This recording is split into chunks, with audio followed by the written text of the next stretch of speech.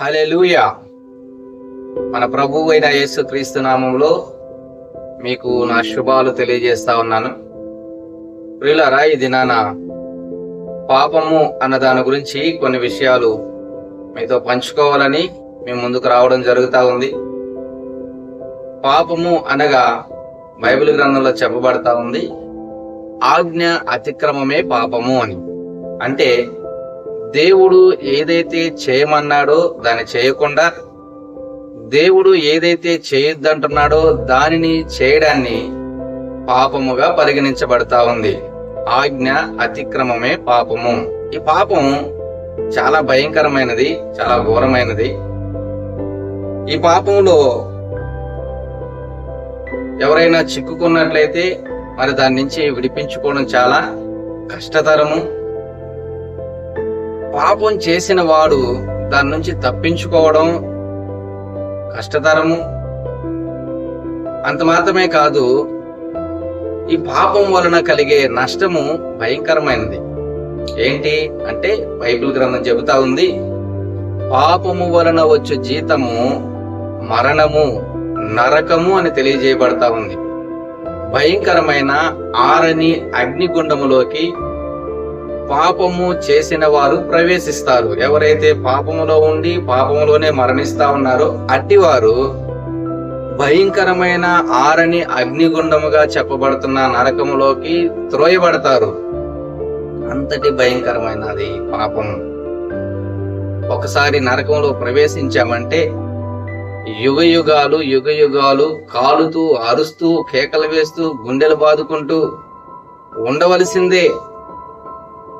దాని నుంచి ఇంకా విడిపించే వాళ్ళు గాని తప్పించే వాళ్ళు గాని ఎవరు కూడా ఉండరు.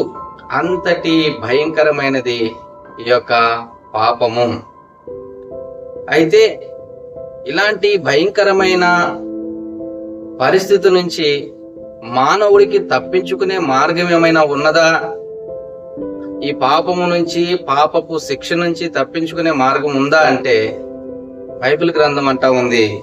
సామెతల గ్రంథము 28వ అధ్యాయం 13వ వచనంలో మనం చూస్తే, అతిక్రమములను దాచిపెట్టువాడు వర్ధిల్లడు, వాటిని ఒప్పుకొని విడిచిపెట్టువాడు కనికరము పొందును. కనికరము, దేవుని యొక్క కనికరము చొప్పున, దేవుని యొక్క కృప చొప్పున మాత్రమే మానవుడు పాపపు శిక్ష నుంచి తప్పించుకొనగలడు. అది కూడా ఎలాగా?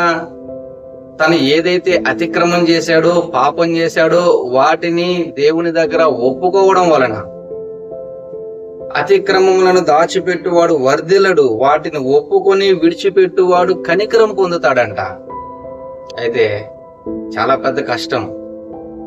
మానవుడు నేను పాపిని అని ఒప్పుకోవడం చాలా కష్టం. దానికి పైగా నేను పాపం చేసినప్పుడు ఎవడు చూసాడు నన్ను? నేను అక్కడెక్కడో మారుమూల గ్రామంలో చేశాను, లేకపోతే నా ఊరు కాని ఊర్లో నేను పాపం చేశాను, నాకు తెలిసిన వాళ్ళు ఎవరు ఉండని చోట నేను పాపం చేశాను, 4 గదుల మధ్యలో నేను పాపం చేశాను, 4 గోడల మధ్యలో నేను పాపం చేశాను, చీకట్లో చేశాను, ఎవ్వరికి తెలియకుండా చాలా తెలివిగా నేను పాపం చేశాను. నేను ఎలా ఒప్పుకుంటాను నేను పాపినని? మానవుడు పాపి అని ఒప్పుకోవడానికి ఎంత మాత్రం కూడా ఇష్టపడడం లేదు. నన్ను ఎవరు చూడలేదు, నేనెందుకు చెప్పాలి, నేనెందుకు ఒప్పుకోవాలి? అయితే ప్రియమైన వాళ్ళారా, దేవుని వాక్యం సెలవిస్తా ఉంది. గలతీయులకు రాసిన పత్రిక 6వ అధ్యాయం 7వ వచనంలో, మోసపోకుడి, దేవుడు వెక్కిరింపబడడు, మనుషుడు ఏమి విత్తెనో ఆ పంటనే కోయును. మోసపోకుడి. ఒకవేళ మనుషులు నిన్ను చూసి ఉండకపోవచ్చు, నువ్వు ఏ మానవుడి యొక్క కంటిలో పడకుండా నువ్వు పాపం చేసి ఉండొచ్చు, కానీ ఆయన చూస్తా ఉన్నాడు కదా, దేవుడు చూస్తా ఉన్నాడు కదా. ఆయన వెక్కిరింపబడతాడా? ఆయన కన్ను దృష్టి నుంచి నువ్వు తప్పించుకోగలవా? ఆయన కన్నులకు మరుగై ఏదీ లేదని వాక్యం సెలవిస్తా ఉంది. కాబట్టి ప్రియమైన సహోదరుడా, సహోదరి, మనం ఏది విత్తుతున్నామో దాన్నే కోస్తాం. ఏ పాపమైతే మనం చేస్తున్నామో దాని ఫలము అనుభవించాల్సిందే. సంఖ్యాకాండము 32వ అధ్యాయం 23వ వచనంలో ఒక మాట రాయబడతా ఉంది, మీ పాపములు మిమ్మును పట్టుకొనునని తెలుసుకొనుడి. మన పాపములు మనలను ఒక రోజు పట్టిస్తాయి. మనం అనుకుంటాం, ఎవరు నన్ను చూడలేదు, నేను ఎవరు చూసేటట్టు నేను చేయలేదు, ఎంత తెలివిగా చేశాను, ఎంత స్మార్ట్ గా చేశాను, నేను దొరికే ప్రసక్తే లేదు అని మనం అనుకుంటాం. కానీ మీ పాపములు మిమ్మల్ని పట్టుకొనునని తెలుసుకొనుడి. అవునండి, మొట్టమొదట్లో త్రాగడం అలవాటు చేసుకునేవాడు ఎక్కడో ఒక మూల కూర్చొని చాటుగా త్రాగడం ప్రారంభిస్తాడు. కొన్ని రోజులు గడుస్తాయి, త్రాగుడికి అలవాటు పడ్డాడు, త్రాగుడికి బానిస అయిపోయాడు. దాని తర్వాత ఏమవుతుందో తెలుసు కదా మనకు. నడి రోడ్డు మీద కుక్కలు తిరుగుతున్న చోట, పందులు తిరుగుతున్న చోట బొల్లాడుతా ఉంటాడు రోడ్డు మీద పడి. ఏం చేసిందో తెలుసా ఆ పాపం? అప్పటి వరకు చాటుమోటుగా ఉంటున్న ఆ వ్యక్తిని ఆ పాపం ఏం చేసిందంటే, వీడు త్రాగుబోతాడు, వీడు చూడండి ఒకసారి, ఇదిగో వీడు త్రాగుబోతాడు, మీరు అనుకుంటున్నట్టు మంచోడు కాదు, వీడు త్రాగుబోతాడు అని చూపిస్తా ఉంది సమాజానికి. చాటుమోటుగా నువ్వు చేసే పాపాలు ఎవరికి తెలియదని నువ్వు అనుకుంటున్నావేమో సోదరుడా, సోదరి. ఆ పాపాలు నిన్ను ఒక రోజు పట్టించబోతా ఉన్నాయి. నేను చేసే మోసం ఎవరికి తెలుసు అని అనుకుంటున్నావేమో. ఒకరోజు సమాజానికి చూపిస్తుంది వీడు మోసగాడు అని. నేను కలిగి ఉన్న అక్రమమైన సంబంధాలు ఎవరికి తెలుసులని నువ్వు అనుకుంటున్నావేమో. ఒకరోజు అదే పాపము సమాజానికి నిన్ను చూపిస్తా ఉంది, వీడు వ్యభిచారి అని. నేను దొంగతనం చేసింది ఎవరు చూసారులే నువ్వు అనుకుంటున్నావేమో. అదే పాపము ఒకరోజు నిన్ను చూపిస్తా ఉంది, వీడు దొంగ అని. కాబట్టి ప్రియమైన సహోదరుడా, సహోదరి, మన పాపములు మనలను పట్టుకుంటాయని తెలుసుకుందాం. మన పాపములు మనలను పట్టుకుంటాయి. అలాంటి పాపములు మనల్ని పట్టుకోక ముందే మన అతిక్రమాలను మనము దాచిపెట్టుకోకుండా వాటిని విడిచిపెట్టడానికి, ఒప్పుకోవడానికి ఇష్టపడదాం. దేవుని వాక్యం సెలవిస్తా ఉంది చాలా చక్కగా. 1 యోహాను పత్రిక 1వ అధ్యాయం 9వ వచనంలో చెప్పబడతా ఉంది, మన పాపములను మనం ఒప్పుకునే ఎడల ఆయన నమ్మదగిన వాడును నీతిమంతుడును గనక మన పాపములను క్షమించి సమస్త దుర్నీతి నుండి మనలను పవిత్రులుగా చేయును. అవునండి, ఎవరైతే ప్రభువా నేను పాపినయ్యా, నా పాపాలు క్షమించు అని యేసు క్రీస్తు ప్రభువు దగ్గర వారి యొక్క పాపాలను ఒప్పుకుంటారో, ఎంత మాత్రము తడువు చేయకుండా మన పాపముల నుండి మనల్ని క్షమించి సమస్త దుర్నీతి నుండి మనలను పవిత్రులుగా చేయడానికి ఆయన సిద్ధంగా ఉన్న దేవుడు. దేవునికి ఉన్న గొప్ప లక్షణం ఏంటంటే, యేసుక్రీస్తు ప్రభు వారికి ఉన్న లక్షణం, పాపాన్ని అసహించుకుంటాడు, పాపిని ప్రేమిస్తాడు. నశించిన దానిని వెదకి రక్షించడానికి నేను వచ్చానని చెప్పిన దేవుడండి ఆయన. ప్రియ సహోదరుడా, సహోదరి, నీ పాపాలు నిన్ను పట్టివ్వక ముందే ఆ పాపాలు పట్టుకుని యేసుక్రీస్తు ప్రభు దగ్గరికి రా.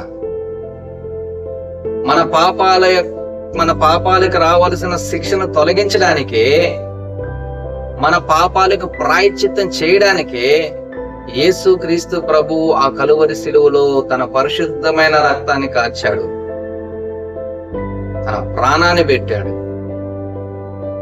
మానవుడు తన పాపముల నుండి ప్రాయశ్చిత్తం పొందాలని. అందుకే మత్తయి సువార్త 1వ అధ్యాయం 21వ వచనంలో ఉంటది, ఆయన తన ప్రజలను వారి పాపముల నుండి రక్షించును గనక ఆయనకు యేసు అని పేరు పెట్టబడెను. యేసు అనగా రక్షకుడు. మనల్ని రక్షించడానికే ఆయన వచ్చిన దేవుడుగా ఉంటా ఉన్నాడు. అందుకనే మన పాపములు మనల్ని పట్టించక ముందే, లేదా పాపపు శిక్ష మనం అనుభవించక ముందే, ప్రభువా నేను పాపినయ్యా, నన్ను క్షమించు అని ఆయన దగ్గర నువ్వు అడిగితే చాలు, నీ పాపాలను ఒప్పుకుంటే చాలు, ఆయన సిద్ధంగా ఉన్నాడు నిన్ను క్షమించడానికి, పాపపు శిక్ష నుండి నిన్ను తప్పించడానికి. అందుకనే 1 యోహాను 3:19 నుంచి 21 వరకు మనం చూస్తే, హృదయము ఏ ఏ విషయములలో దోషారోపణ చేయునో ఆయా విషయములో ఆయన ఎదుట మన హృదయములను సమ్మతిపరుచుకుందుము. ఎస్, మన హృదయంలో ఏ ఏ విషయాల్లో అయితే మన మీద దోషారోపణ జరుగుతా ఉందో వాటన్నిటి విషయంలో ప్రభువా అవును అవును అవును నేను పాపిని, నన్ను క్షమించు, అవును ఇక్కడ నేను తప్పు చేశాను, నన్ను క్షమించు, అవును నేను ఇక్కడ అతిక్రమం చేశాను, నన్ను క్షమించు, నీ మాట తప్పాను, నన్ను క్షమించు. ప్రతి విషయములో క్షమాపణ కోరగలిగితే, ప్రతి పాపాన్ని మనం ఒప్పుకోగలిగితే ఆయన నమ్మదగిన వాడు, నీతిమంతుడు గనుక మన పాపములను క్షమించి సమస్త దుర్నీతి నుండి మనలను పవిత్రులుగా చేయడానికి ఆయన ఇష్టపడతా ఉన్నాడు. ఒప్పుకోవడానికి నువ్వు సిద్ధంగా ఉన్నావా? విడిచిపెట్టడానికి నువ్వు సిద్ధంగా ఉన్నావా? అటైతే ప్రార్థన చేయి, దేవుడు సహాయం చేస్తాడు. దేవుడు మిమ్మల్ని దీవించినగాక. తలలు ఉంచుకుందాం, ప్రార్థన చేద్దాం.